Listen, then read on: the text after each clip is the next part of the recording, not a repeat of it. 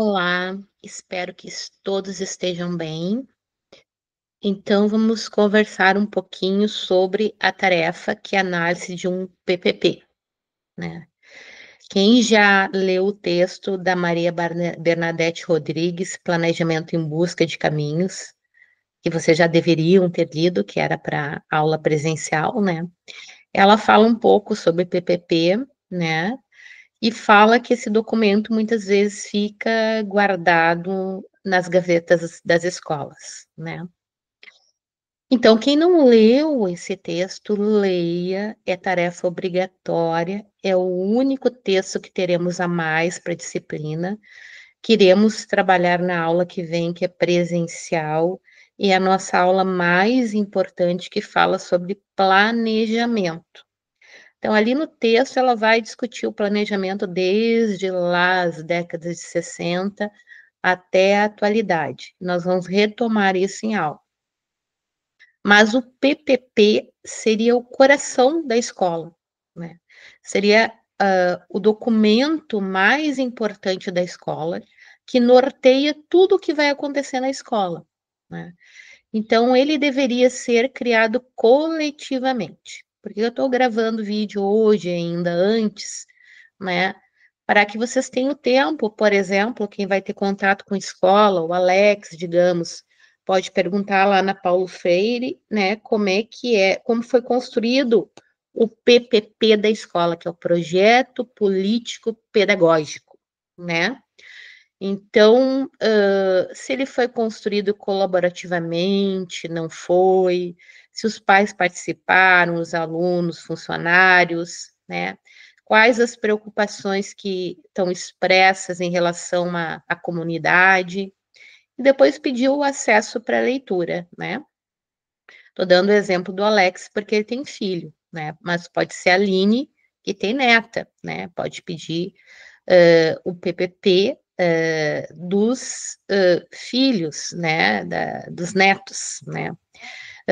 E Uri e os outros alunos que não têm filhos nem netos são pibidianos, né? E Uri e William são pibidianos. Então, podem pedir, devem pedir o PPP da escola onde vão fazer PIBID, porque para que a gente possa fazer qualquer planejamento, a gente tem que olhar o PPP da escola. Essa é base de qualquer planejamento, porque o PPP ele dá diretrizes gerais de como a escola deve funcionar em cada etapa, no ensino fundamental, né, em cada ano do ensino fundamental, né, seja currículo para atividades de primeiro a quinto ano, ou de sexto a nono ano, ou se for de ensino médio, qual é o funcionamento desse currículo lá do ensino médio, né? Também que tipo de pessoa, que tipo de sujeito essa escola quer formar, né? E quais as preocupações que ela tem. Então, alguns PPP vão falar em formar pessoas, né, autônomas, críticas, né? Um discurso muito bonito, que infelizmente às vezes está no papel e não está na prática da escola. Mas vamos nos deter no documento. Então, eu vou trazer algumas lâminas só para organizar a fala. Essas lâminas elas foram feitas em inteligência artificial. Eu tinha algumas bem melhores sobre PPP, mas no último backup que eu fiz no meu computador, eu perdi essas lâminas.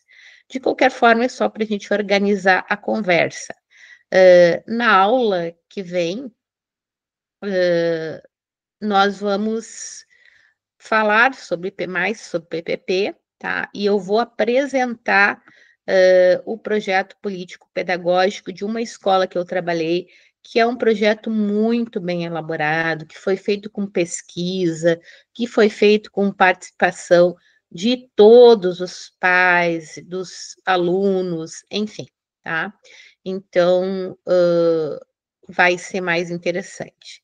Eu não sei se está aparecendo a lâmina para vocês, né? Mas espero que esteja, que não esteja espelhada, que meu computador está dando uns bugs, tá? Então, aqui nas lâminas a gente fala de conceito, etapas e estratégias para organizar o currículo, porque o PPP é o currículo de uma escola. Nós temos também o PPC, que é o currículo de uma universidade. Por exemplo, vocês escolhem as disciplinas conforme o currículo, né, do curso que vocês estão cursando, as obrigatórias e aquelas que vocês podem fazer de opcionais. E o curso tem lá o que ele quer, por exemplo, para um aluno de geografia que vai ser professor, o que ele pretende. Na escola também se tem isso, né? O que se pretende para os alunos, né? Então, como eu disse, é um documento que tem conceito, né? Tem conceitos que envolve etapas para sua construção e estratégias, tá? Para a gente pensar nessa organização do currículo. Existe a organização do currículo e existe a organização do ensino.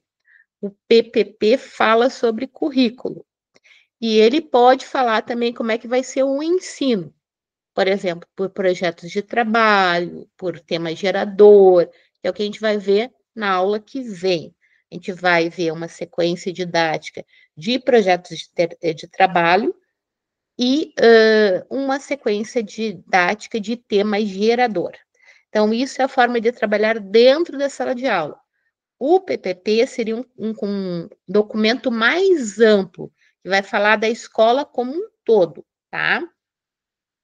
Então, nesse documento tem que ter a visão educacional, né?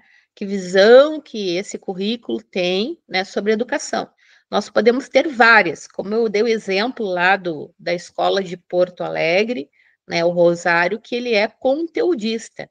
No seu PPP já está dizendo isso, formar alunos para competir nas diversas áreas de trabalho. Então, ele já está baseado em competição.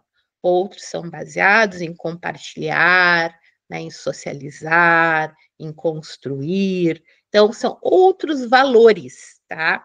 Então, ali, o PPP tem que dizer os valores que a escola quer trabalhar, né? Como vocês veem aí que foi a inteligência artificial que gerou as lâminas, ela gerou uma coisa bem lá dos Estados Unidos, né? No seu designer. Por isso que eu gosto mais das minhas. Bem, então, a primeira etapa, eu tenho que ter um diagnóstico, eu tenho que saber qual é a minha comunidade. Vai ser diferente o PPP de uma escola que está numa periferia, por exemplo, de Tramandaí, né, no Agual ali, ou que está no centro de Tramandaí, porque são públicos diferentes. Então, eu tenho que partir de um diagnóstico do que eu preciso trabalhar, tá? Depois eu vou definir os objetivos, que objetivos eu tenho para essa escola. Né? Então, assim como a gente tem objetivos num plano, a gente tem objetivos no PPP, só que são objetivos mais amplos, são maiores, né? No plano a gente tem objetivos específicos também. PPP geralmente são objetivos mais abertos, mais amplos. E aí a implementação, como é que a gente vai implementar esse PPP, né? Isso deve ser feito lá quando se constrói a escola. Mas, antigamente, existiam muitas escolas que funcionavam sem documento nenhum, sem regulação nenhuma. Hoje em dia é obrigatório ter o PPP, né? Só que muitas vezes, como é obrigatório, algumas direções constroem, chamando 1, 2, 3 professores, fazem um documento bonitinho. Hoje em dia que se tem a IA, já se pede para a IA construir, né? E tá ali, se for o MEC, né, passar pela escola, ou a secretaria, que é mais comum, a Secretaria de Educação do Estado ou do município olhar o PPP da escola, a escola tem que mandar o PPP para a secretaria para ser aprovado, né? Então, tem algumas escolas que podem usar esse recurso, o que é lastimável, porque o PPP tem que ser construído com todos os segmentos da escola, tá? Então, se adota, né, essa estratégias, né, para articular o currículo. Por exemplo, como é que o professor de matemática do 6º ano vai trabalhar de forma que ele consiga trabalhar junto com o de português, com de ciências, né? Lá no 7º ano, como é que o de química vai trabalhar junto com o de física, né? Como é que a gente vai articular esse currículo, né? Isso já deveria estar no PPP, tá? E que metodologias vão ser usadas, né? Então, o que eu falei antes nas metodologias, na forma como a gente ensina, né? Como é que eu vou ensinar? Já deve estar escrito no PPP. A maioria dos PPPs não tem isso escrito, né? Só vai dizer que conteúdos devem ser trabalhados em cada ano, né? Isso é uma falha, porque daí é um PPP conteudista, só se preocupa com os conteúdos e não na forma como a gente vai trabalhar os conteúdos. Que eu falei antes, né? Deve ser ter participação, discussão da comunidade, né? Então, o projeto político-pedagógico, a IA fez essa conclusão brilhante, né? Que é vital para a qualidade da educação, né? Ao entender seus conceitos e seguir as etapas e aplicar as estratégias adequadas, a escola pode oferecer um currículo mais relevante e eficaz para todos os alunos. Embora essa conclusão aí dela tenha várias outras coisas que a gente possa colocar, resumidamente é isso mesmo, tá? Então, vocês vão ler esse documento e vão ver se ele tem essas etapas, né? Se vocês não souberem se ele foi construído, digamos, com toda a comunidade, vocês vão ter que mandar a pergunta para a escola. Se eu escolhi um PPP aleatório, né, na internet, vou ter que mandar um e-mail para a escola e perguntar, tá?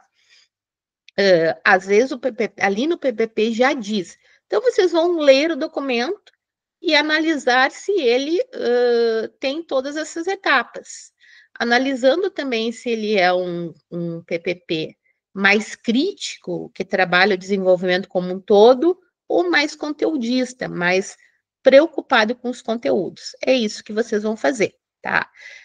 Se vocês tiverem dúvidas, vocês vão colocar ali no grupo a dúvida, tá? Porque daí pode ser uma dúvida de todos, né? E a gente pode responder por aí. Ou, se preferirem, então, me mandem a dúvida individualmente, tá?